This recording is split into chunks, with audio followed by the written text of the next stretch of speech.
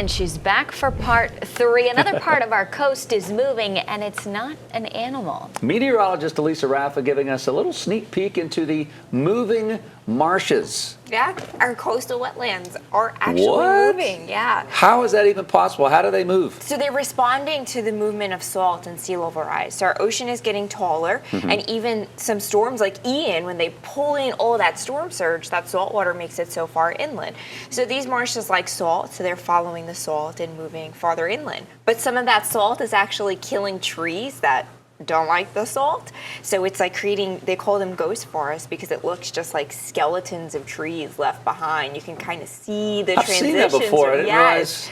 Yeah. It's because they're rejecting the salt. They don't like the salt. They're dying from it, essentially. So you have the marshes moving inland on one side, but then on the coast side, the rising tides and the intense storm surge are eating them away. They're eroding. So you're losing them on one side, but you're gaining them on another. And what work are researchers doing to determine how we're gaining and losing marshes depending on where you are? Yeah, it really varies depending on state, type of coastline. So some of the researchers that we followed at UNC Institute of Marine Sciences, you're looking at Joshua Himmelstein there. He's coring into the ground, like taking this like big thing and going like taking a core of the soil, and this way you can get like a 3D look at the soil because they grow on top of each other. So if you pull out this like slice of the land, you're looking at some of those slices there, you'll see where some of the newer soil on top shows us, okay, the marsh is here. But as you look down the line, you're like, oh, the marsh wasn't always here because this soil is different. And if you test it, you can figure out, oh, that was only 20 years ago and this marsh isn't here anymore, if that makes, or, you know, or it arrived. It gives a snapshot. Yes. Gives you like a 3D snapshot. Instead of looking at it on the map, you can essentially see what it might have looked like years ago by looking downward into the soil.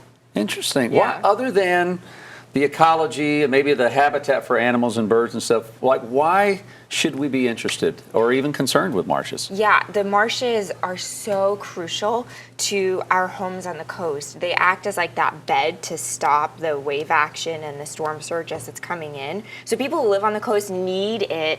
So the most intense wave action that is getting more intense, it kind of like acts as a soft bed to slow it down, right? It protects us in a way. So we need it to do that. All of our shrimp, crabs that we love to eat live in these marshes. So if we don't have the marshes, then we lose all your favorite seafood dishes. And these marshes are also really good at storing our carbon, the carbon that's creating all of these problems. Well, they're really good at saying, okay, we'll take your excess carbon. So if we lose the marshes, then it's not helping us. Yeah. I would imagine that's something you're exploring in tonight's piece at 10. Yeah, it's really interesting. He takes us into the marsh, which smells, by the way. It creates sulfur, and I'm like, what is that? Science is not pretty, guys, but we'll get into it as we go into tonight at 10. All right, thank you, Elisa. We are looking forward to that.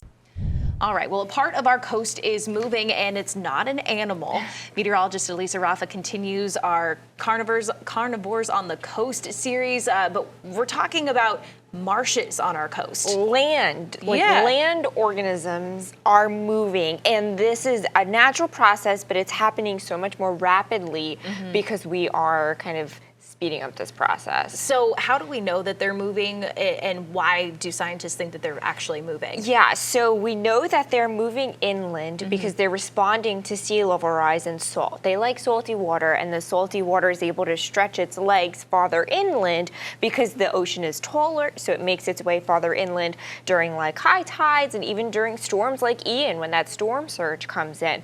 But with the more intense storms and the more intense wave action, it's also getting erased on the coast as well. So you have it moving in one spot and kind of getting erased on the other side.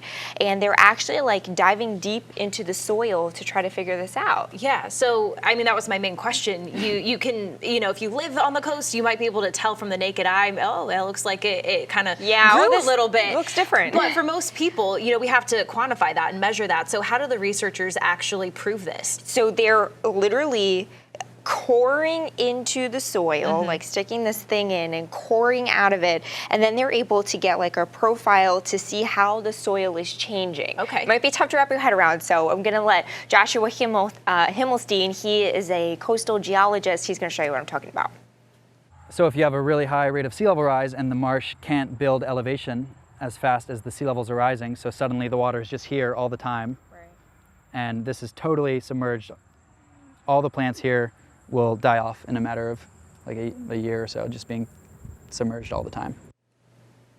And earlier you had described that to me as tree rings. You know, if Yeah. you cut down a tree, you can see how old it is by all the rings, and you can tell the different kinds of sediment from coring out the marshes. The soil is telling a story, Yeah. for sure. You have the newer stuff on top that's marshy, and then the older stuff on the bottom is different. Like, this is not marsh soil, and they can test and see, okay, well, when did this change? How old is this soil?